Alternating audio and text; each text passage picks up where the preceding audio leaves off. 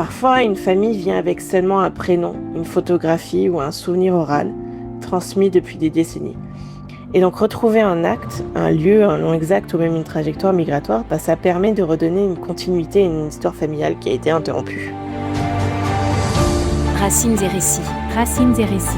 Le podcast des généalogistes de l'U-Projet. Racines et récits vous propose 2 fois par mois une rencontre avec un généalogiste familial professionnel pour découvrir une facette étonnante et méconnue de votre histoire. Bonjour à toutes et à tous et bienvenue dans ce nouvel épisode de Racines et récits consacré à la généalogie juive. Reconstituer une lignée familiale, quelles que soient ses origines géographiques, est déjà une aventure en soi, mais lorsque nous sommes amenés à y rencontrer des ascendants juifs, nous sommes très souvent confrontés à de nombreuses difficultés liées au bouleversement de l'histoire, au mouvement migratoire d'une diaspora et aux spécificités religieuses, linguistiques et onomastiques d'un peuple unique dans ses origines et multiples dans ses implantations. Pour nous aider à nous frayer un chemin dans ces méandres généalogiques, j'ai invité aujourd'hui Marine Vigneault, membre de l'U-Projet, fondatrice de Généa Eli et spécialiste des recherches impliquant généalogie juive et devoir de mémoire. Marine Vigneault, bonjour. Bonjour Stéphane, bonjour à toutes et à tous, et merci beaucoup pour cette invitation. Je suis très heureuse d'être ici pour parler d'un sujet qui me touche profondément, autant sur le plan professionnel qu'humain. Eh bien, on y va, Marine. Un grand merci pour ta participation à notre émission. Et ma première question va porter sur ton parcours et les motivations qui t'ont conduit à développer cette spécialité. Est-ce lié à ta propre histoire ou à autre chose ? Alors oui, évidemment, il y a une dimension personnelle, donc familiale, mais il y a aussi une dimension universitaire, historique. J'ai une formation d'historienne et donc au cours de ma formation, je me suis spécialisée en études juives et j'ai notamment travaillé sur les violences antisémites en Europe de l'Est entre 1880 et 1905. Très rapidement, je me suis rendu compte qu'on ne pouvait pas comprendre certaines trajectoires familiales juives sans comprendre les contextes politiques, socio-économiques, les pogroms, les migrations forcées, les changements de frontières et les phénomènes diasporiques des communautés juives. Moi, ce qui m'a profondément marqué, c'est en fait cette idée que derrière chaque famille, y compris la mienne, il y a souvent des ruptures invisibles. On a des branches qui sont effacées, on a des silences, on a des disparitions, des exils parfois tués pendant plusieurs générations. Donc la généalogie juive, ça m'est vraiment apparu comme une évidence par rapport à ma propre histoire et aussi comme un espace où l'histoire elle est collective et elle est intime et que ça se rencontre forcément à un moment donné. Et puis, pour moi, on en avait déjà parlé, toi et moi, mais c'est vrai qu'il y a ce devoir de mémoire. Dans certaines de mes recherches, on ne travaille pas seulement sur des filiations, on travaille sur ces vies qui ont été interrompues, c'est des personnes dont il ne reste parfois qu'un nom sur une liste ou une trace dans une archive dispersée à travers le monde.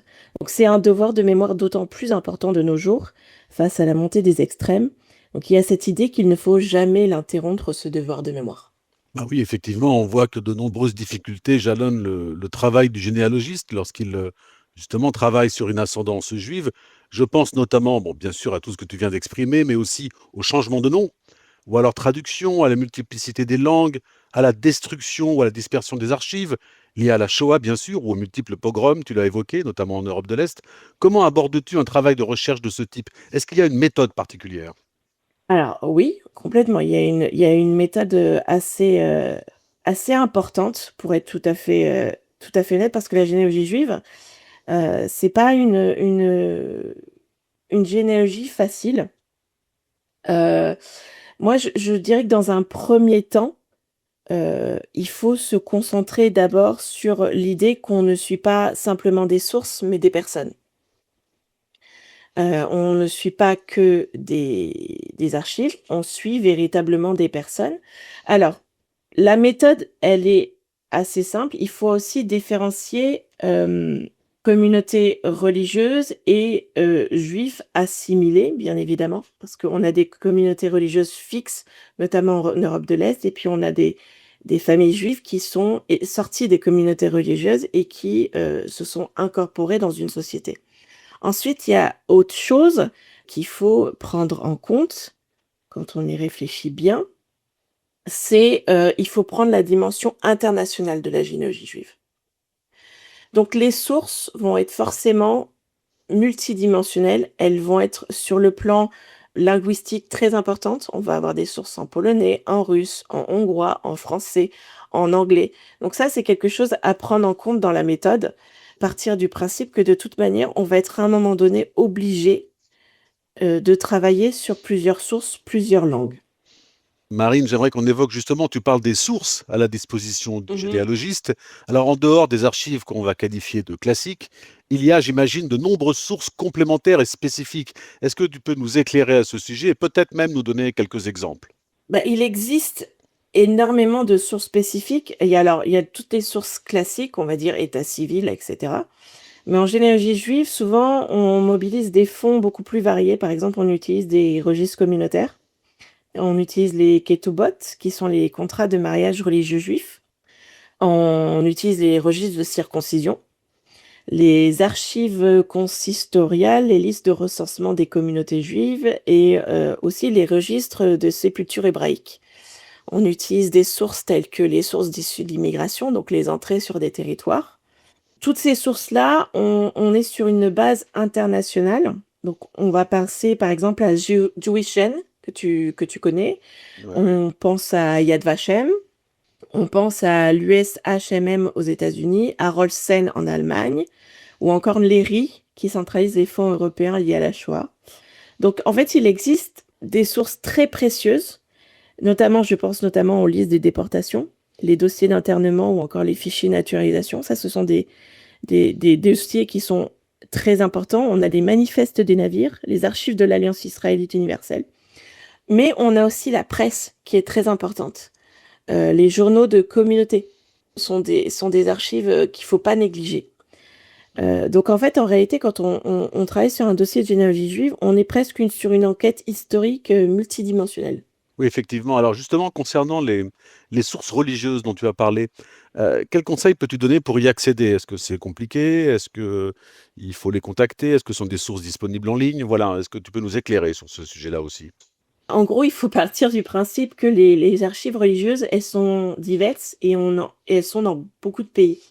Les archives religieuses sont des archives communautaires. Donc chaque communauté appartient à un pays, qui appartient à une histoire, qui appartient à une langue, et cetera. Donc il faut prendre en compte que certaines communautés, elles ont gardé des registres très détaillés et que d'autres ont perdu ces registres-là à cause des guerres, à cause de la Shoah, et cetera. Donc il faut faire un état des lieux des communautés avant de travailler sur ces archives, savoir ce qu'elles sont devenues. Il faut faire faut les contacter, montrer patte blanche aussi parce que ce sont des archives assez particulières. Ça peut être assez fermé. Il faut aussi partir du principe que c'est une langue différente, donc il faut aussi s'adapter au pays dans lequel on demande ces archives-là. Personnellement, le premier conseil, c'est donc d'identifier toujours la structure communautaire compétente, donc c'est-à-dire soit le consistoire, la synagogue locale, ou encore une communauté indépendante ou les archives rabbiniques. Il faut également aborder ces recherches avec énormément de respect et de compréhension des sensibilités religieuses et mémorielles. Certaines archives ne sont pas librement accessibles, hein.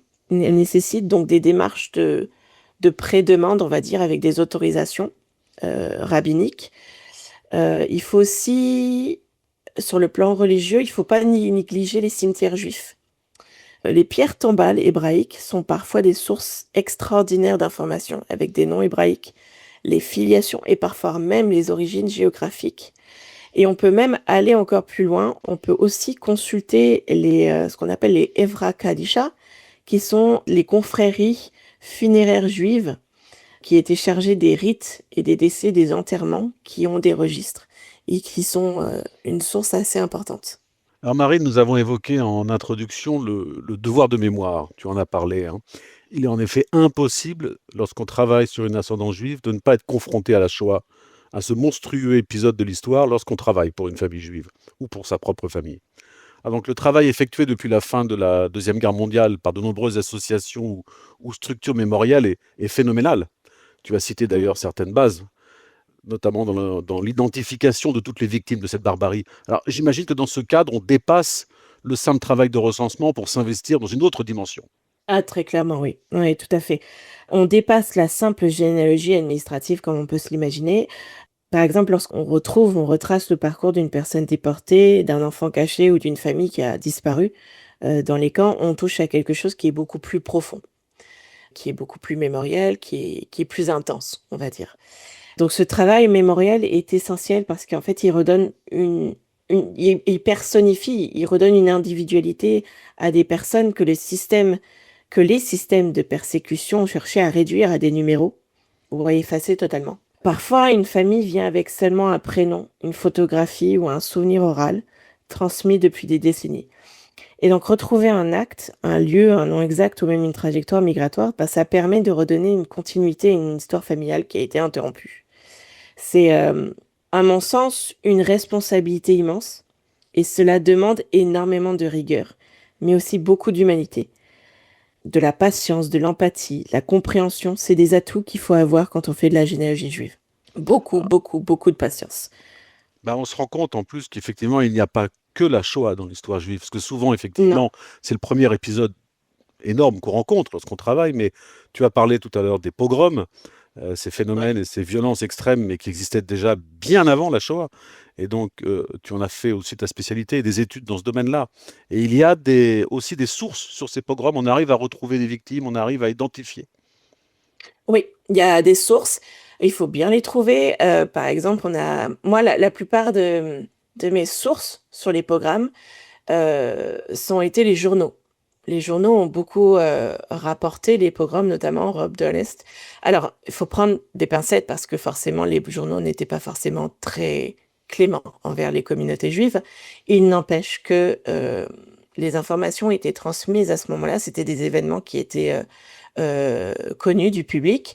Ensuite, il y avait les documents judiciaires qui faisaient état du type de violence que les Juifs subissaient, parce que quand on parle de pogrom, on est sur une attaque ciblée d'une communauté, sur une communauté, mais on parle de violence physique, on parle de violence sexuelle, on parle d'incendie, de pillage, etc.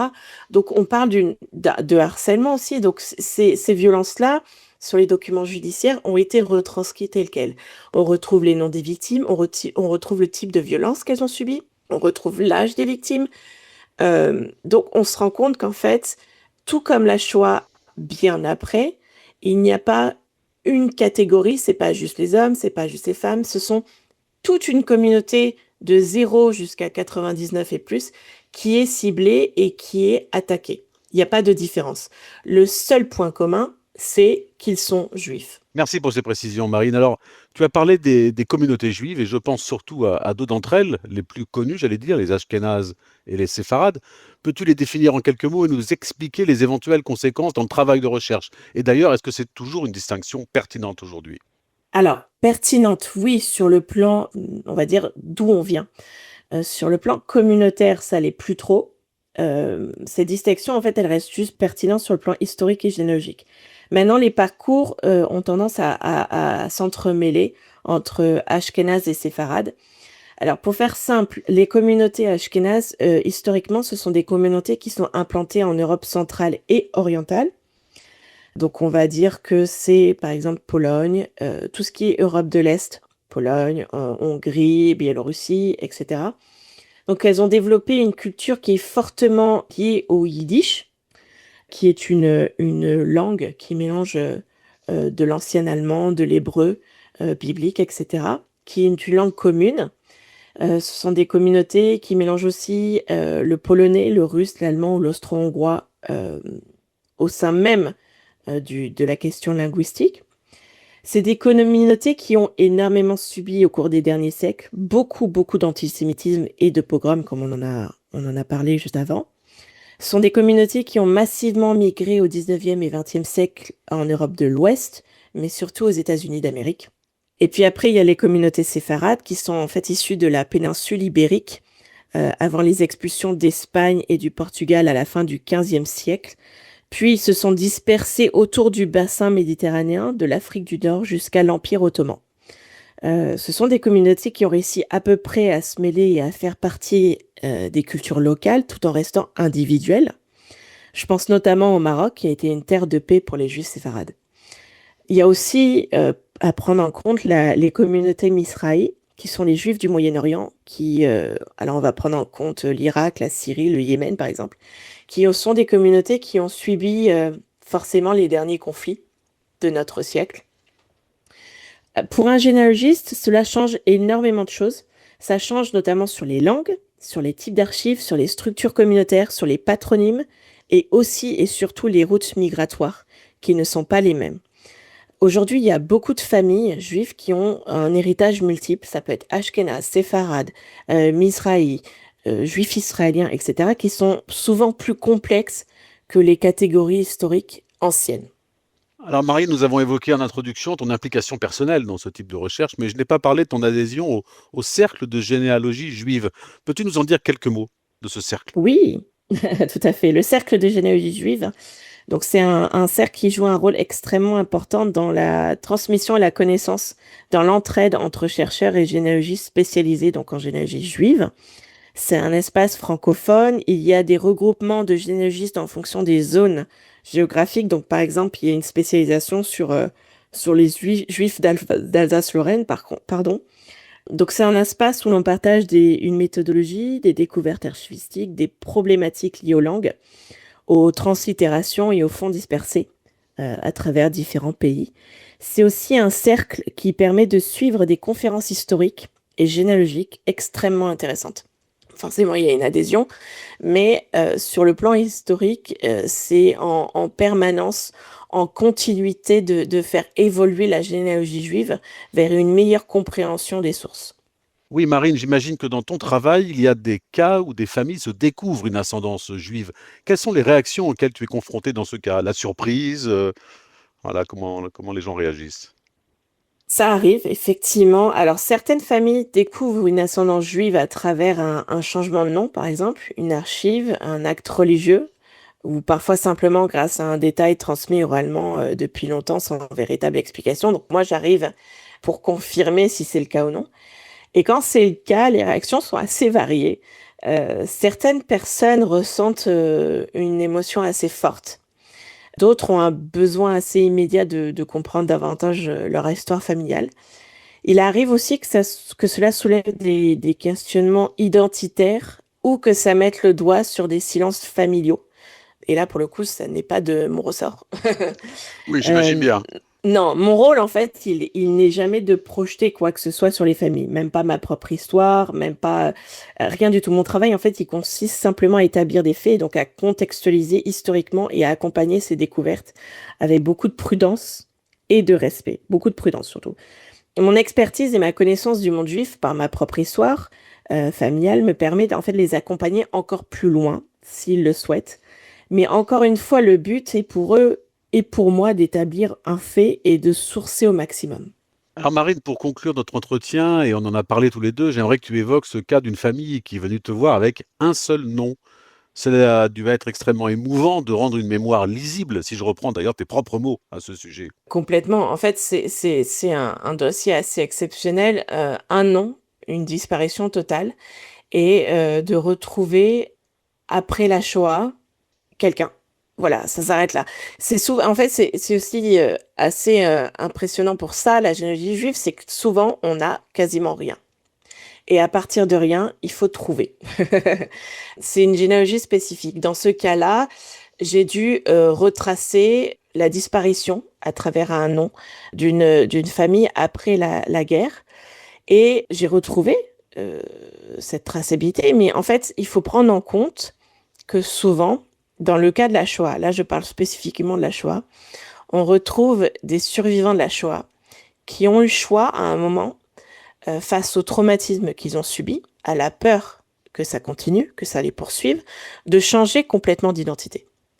Donc soit de rendre leur nom hébraïque un peu plus français, un peu plus polonais, un peu plus anglais, un peu plus, etc., de changer en fait l'origine même de leur nom, ou soit de prendre complètement une autre identité, et donc de disparaître comme ça. Souvent, beaucoup, en sortant des camps, se pensaient être le seul survivant de leur famille. Donc, qu'est-ce qu'on fait avec ça? Comment on survit? comment on survit au retour des camps. Donc cette question-là d'identité même des survivants se pose parce qu'il ne faut pas oublier que le principe de la Shoah, c'est de faire disparaître un peuple et donc de faire disparaître l'identité d'un peuple. Et quelque part, quand on survit et qu'on sort des camps, qu'est-ce qu'on fait de cette identité qu'on a essayé d'effacer ? En tout cas, on comprend bien, Marine, avec tes explications, la puissance de cette expression devoir de mémoire. Oui. Marine, un grand merci pour ta participation à Racines et Récits. Et je rappelle le nom de ton site, geneaeli.fr, Eli comme le grand prophète, qui permet de découvrir, c'est ça, hein, qui permet de découvrir l'étendue de ton offre, car je précise que tu ne fais pas que de la généalogie juive. Merci Marine. Non. Merci beaucoup Stéphane, merci pour cette invitation et pour cet échange. Vous venez d'écouter Racines et Récits, saison 2, épisode 10. Ce programme disponible sur toutes les plateformes de lecture est animé par Stéphane Demazure et réalisé par Julien Riquier. N'hésitez pas à vous abonner, c'est gratuit, et à nous laisser un commentaire. Vous pouvez aussi le retrouver sur le site de notre association upro-g.fr. Rendez-vous pour notre prochain épisode le 29 mai. À bientôt et merci de votre fidélité.